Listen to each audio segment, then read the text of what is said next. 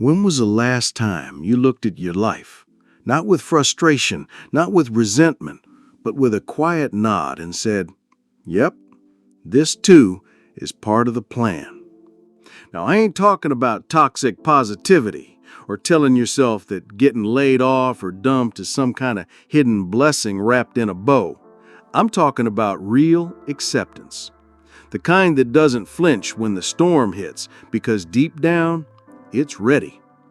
That's what the Stoics called Amor Fati.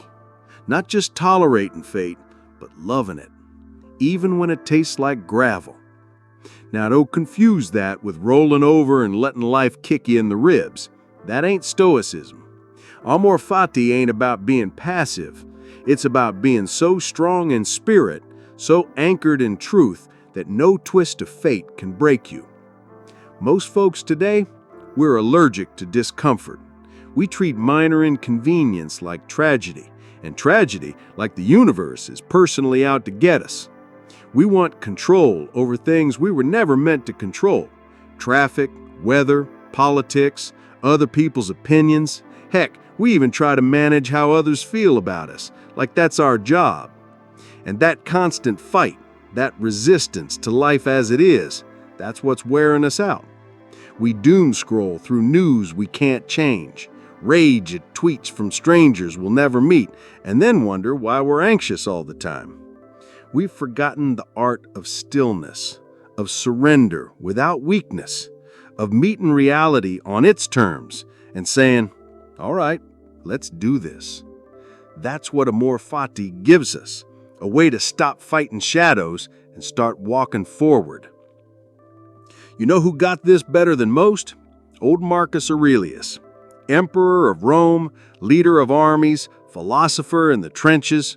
That man buried children, lost battles, and watched plagues sweep through his empire. And yet, you read his writings, and there's this calm, this grounded strength. He didn't beg life to be easier. He just got tougher. He wrote, "The impediment to action advances action. What stands in the way becomes the way." That's Amor Fati in a nutshell. So before we dive into the core of this video, I want you to remember one thing. You can't control everything, and that's not a flaw. It's a feature. Life ain't a machine to be mastered. It's a wild river to be navigated. You can thrash and scream, or you can pick up the oar and row. Now take a breath, set down the urge to fix, to fight, to judge, just for a few minutes. Because what you're about to hear might just change how you walk through the storm. Understanding Amor Fati, the Stoic art of embracing one's fate. Let me share with you a powerful Stoic concept that might just change how you approach life's challenges. Amor Fati, the love of fate. You've likely witnessed someone, perhaps even yourself, reacting with frustration to minor inconveniences, like spilled milk or disrupted plans.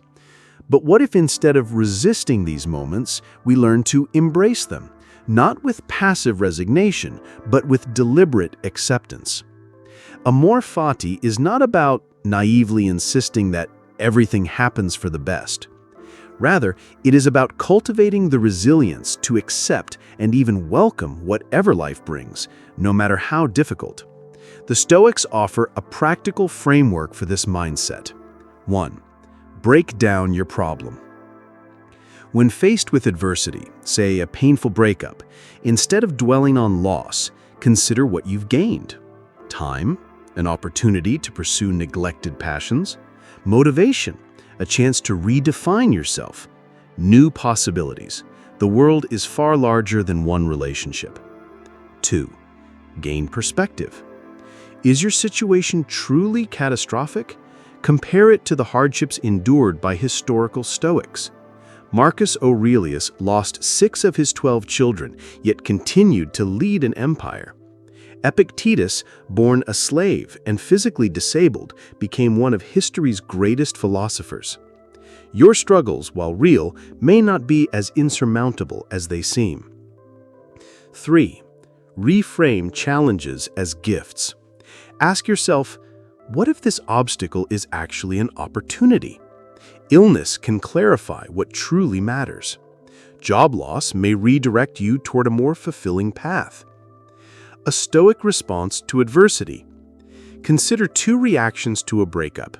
The typical response, emotional turmoil, late-night texts, self-pity.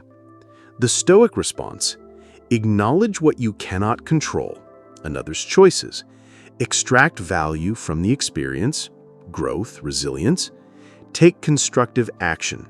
Remove distractions, focus on self-improvement. The premeditation of troubles exercise. Each morning, prepare yourself mentally. Today, something will go wrong. Perhaps my boss will be unreasonable, my train will be delayed, or I'll make a mess at my desk. When it happens, I will meet it not with frustration, but with acceptance. Of course, thank you for the reminder, Fate, that I cannot control everything. Why this works? Life, much like an unpredictable experience, rarely goes as planned. We can either lament its imperfections or adapt with grace. As Nietzsche, who admired Stoic thought, observed, "What does not kill me makes me stronger." In essence, Amor Fati teaches us to stop fighting reality and instead engage with it, thoughtfully, purposefully, and without unnecessary suffering. It's not about denying hardship, but about transforming our relationship with it. Let us reflect on a profound Stoic principle. What does it truly mean to live according to nature? At first glance, one might imagine this as a call to abandon modern comforts and retreat to the wilderness. But Marcus Aurelius, that sagacious Roman emperor, intended something far more nuanced when he repeatedly emphasized this idea in his meditations. Nature's wisdom versus human complexity. Consider an apple tree. It does not fret that its fruit is smaller than its neighbor's. It does not resent the rain for arriving off schedule. It simply grows, fulfilling its purpose without complaint or resistance. Now observe the modern office worker. They dread Mondays despite their predictable recurrence. They chase promotions only to find the reward never satisfies. They numb stress with empty distractions. Who then is living more authentically, the tree or the human trapped in self-created cycles of dissatisfaction? The paradox of simplicity. Marcus Aurelius, ruler of the vast Roman Empire, consciously chose simplicity. He slept on a modest wooden bed, not as self-punishment, but to avoid becoming soft. He wore plain clothing, understanding that luxury breeds attachment. He ate for nourishment, not indulgence. To modernize, such restraint seems extreme. No flavored latte, no latest gadget.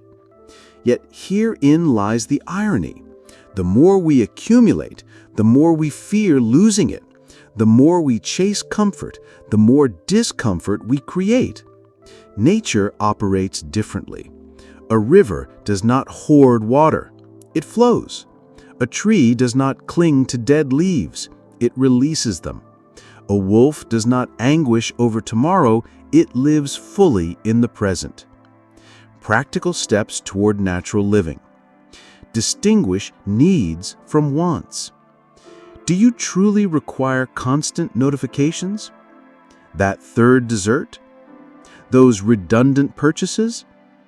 Practice intentional minimalism. Eat when hungry, not bored. Acquire what serves a purpose, not what advertisements sell.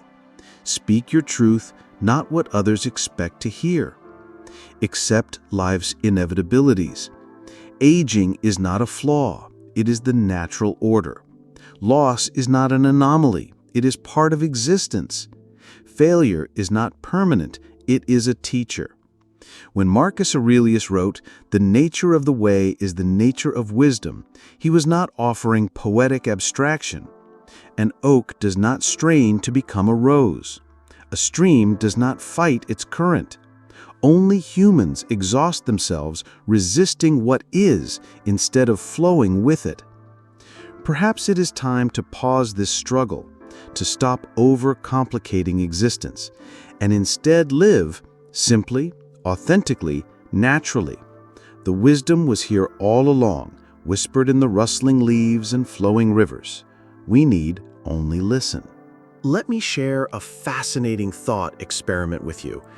Imagine if Marcus Aurelius, the philosopher emperor of Rome, were to wake up in our time. The first thing he'd see? You, barely awake, already scrolling frantically through social media feeds. Now, what do you think he'd do? He'd draw his imperial sword, but no, he wouldn't harm you.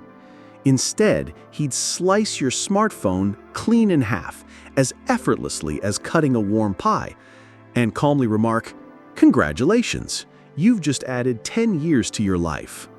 From a Stoic perspective, social media is the digital coliseum of the 21st century, a spectacle of distraction and empty validation. If Marcus Aurelius encountered Instagram, he might dismiss it as a circus for vain monkeys. Facebook, a gathering of chattering gossips at the village well. TikTok, voluntary dementia in bite-sized clips. The Stoics would be appalled by our modern habits, checking likes like an alcoholic checking the bottom of a bottle, comparing our real lives to polished artificial highlights, wasting hours arguing with strangers who'll forget us in minutes. But what about connection, you might ask? My dear friend, mindless scrolling is not connection. It's like mistaking photos of food for an actual dinner with friends. The Stoics' Digital Challenge.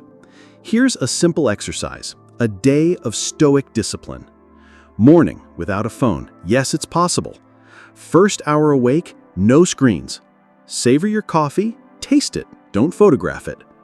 Let the news wait, the world won't collapse without your likes. An hour of silence at lunch. Eat without staring at a screen. Talk to colleagues, real, living humans. Or simply sit in quiet. Silence too is an art. Evening reflection. Take a notebook, yes, paper still exists. Write down, how many times did you reach for your phone without reason? Which notifications truly mattered? Spoiler, less than 5%. What you'll gain? The realization that 90% of digital clutter is meaningless. An abundance of free time. Turns out there are more than 24 hours in a day when you're not distracted. And a calm mind, something no amount of money can buy.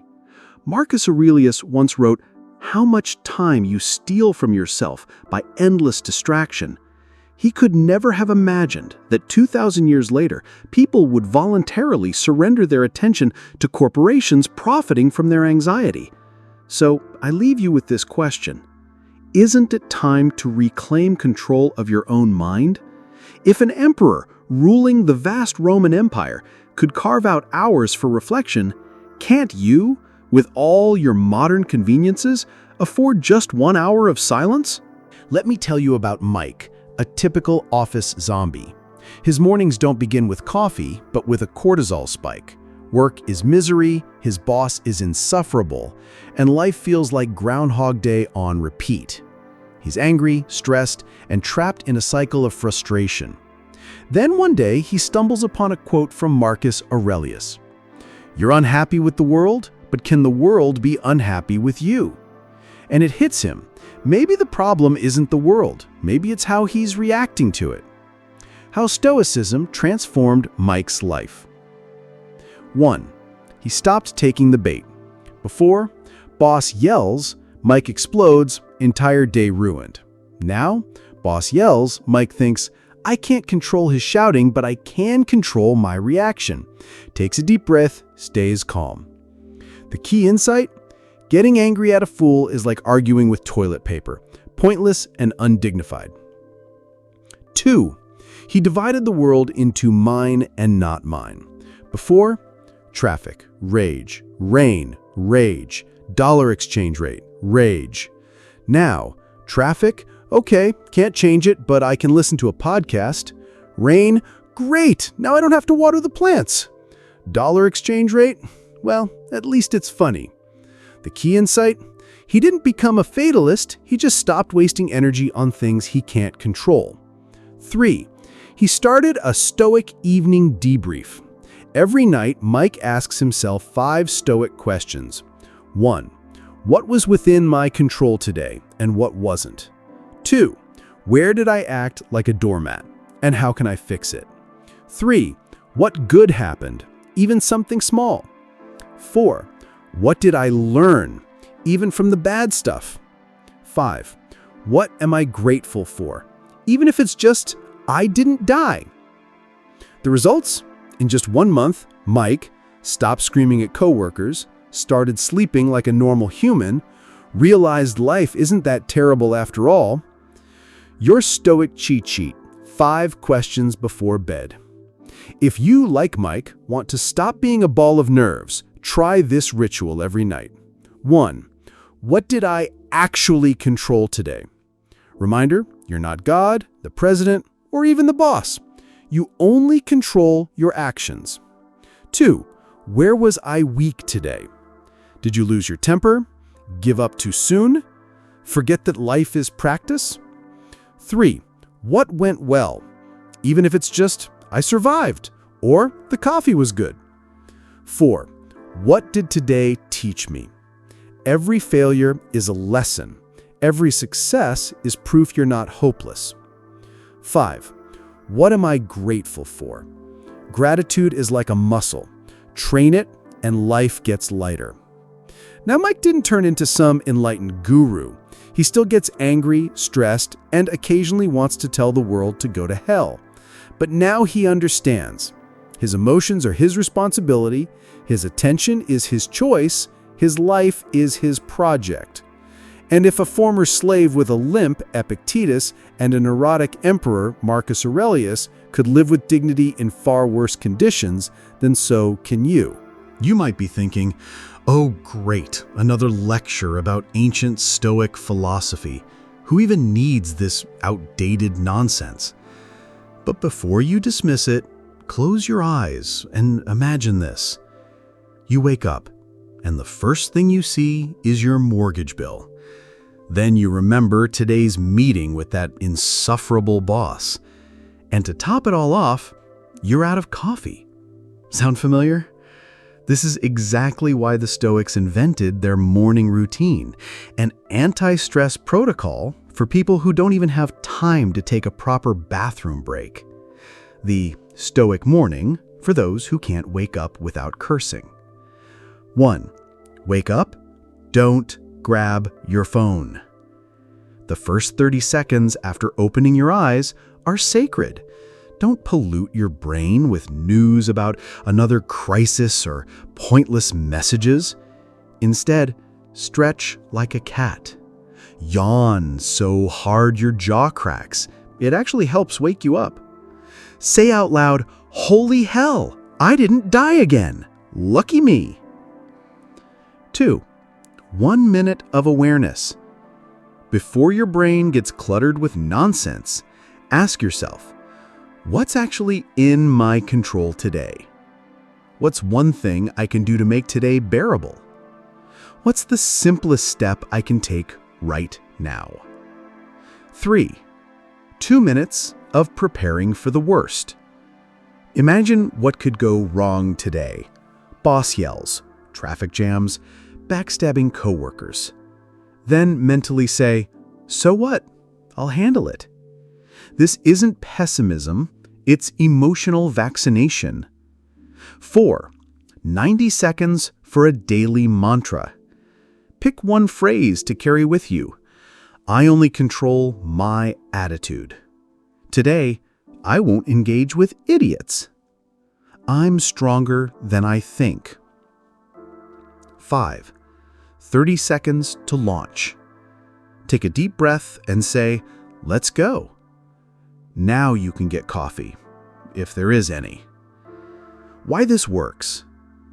You start the day not as a victim of circumstance, but as the captain of your life, even if your ship is sinking. You anticipate obstacles so they don't blindside you.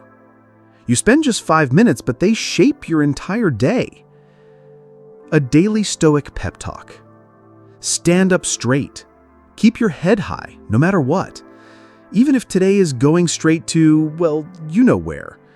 Especially if it's going there. Remember, Stoicism isn't about becoming an emotionless robot. It's about not letting the outside world decide who you are. You might wake up in a mess, but that doesn't mean you have to wallow in it all day. Stoicism isn't ancient nonsense. It's exactly what we need in these insane times. Try it. You'll change, and you'll realize it's surprisingly effective. Now listen, life's gonna throw you curveballs. That's guaranteed. Some days you'll feel like you're wading through mud just to make it to lunch. But here's the truth. It ain't about what happens to you. It's about what you do with it. You can resist life, or you can ride with it. One breaks you, the other makes you stronger. So if this spoke to something deep in you, that quiet place that knows there's more to life than stress and struggle, then stick around. Hit that subscribe button and tap the bell so you don't miss the next time we sit down like this, just you and me, and talk about how to live better, slower, and with a little more peace in your step. Till next time, stand tall, breathe deep, and remember, fate ain't your enemy, it's your teacher.